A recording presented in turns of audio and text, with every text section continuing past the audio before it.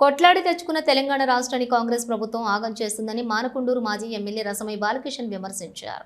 కరీంనగర్ జిల్లా తిమ్మాపూర్ మండలంలో ఆయన స్థానిక టీఆర్ఎస్ పార్టీ శ్రేణులతో కలిసి మీడియా సమావేశం ఏర్పాటు చేసి మాట్లాడారు. అప్పటి ముఖ్యమంత్రి తెలంగాణ రాష్ట్ర పండుగ బతుకమ్మ పండుగను ప్రకటించారని గుర్తు చేశారు. చిన్న బతుకమ్మ రోజున మహిళలు ఎవ్వరూ సంతోషంగా లేరని, యూరియా లేక పంట చేతికి వస్తుందో రాదో తెలియని పరిస్థితి నెలకొందన్నారు.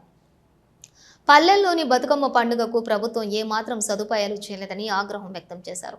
మానకొండూరు నియోజకవర్గంలో బతుకమ్మని విగ్రహాలకు ఒక్క మరమ్మతులు కూడా చేపట్టలేదని స్థానిక ఎమ్మెల్యే కవ్వంపల్లి సత్యనారాయణ ఏం చేస్తున్నారని విమర్శించారు. తిమ్మాపూర్లో దసరా రోజు నిర్వహించే రామ్లీలా కార్యక్రమానికి 1,20,00,000 రూపాయలను వసూలు చేశారని ఆరోపించారు.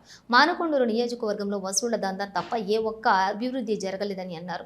కార్యక్రమంలోని బీఆర్ఎస్ నాయకులు కేతిరెడ్డి దేవేందర్ రెడ్డి, నాయని వెంకటరెడ్డి, మైపాల్ రెడ్డి తదితరులు పాల్గొన్నారు.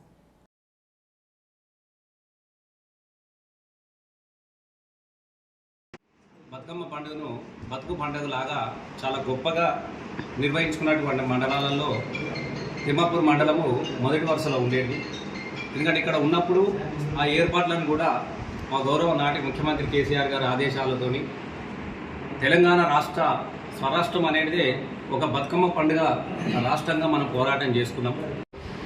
గౌరవ ముఖ్యమంత్రి రేవంత్ రెడ్డి గారు ఇక చూసినాము బతుకమ్మ పండుగను మేము గిన్నీస్ బుక్లో రికార్డులో ఎక్కిస్తామన్నాడు. ఎక్కించిండు. ఎట్లా ఎక్కించిండంటే మొదటిసారి ఎలాంటి ఏర్పాట్లు చేయకుండా ఎంగిలి పూల బతుకమ్మను మొదలుపెట్టినటువంటి రికార్డు మాత్రం చాలా బ్రహ్మాండంగా నిర్వహించినారు. అందులో మాత్రం ఎక్కించినారు ఇలా కాంగ్రెస్ సర్కారు. గిన్నీస్ వరల్డ్లోకి ఎక్కింది. ఎప్పుడు కానీ ఇట్లాంటి దుర్భరమైన పరిస్థితి లేదు.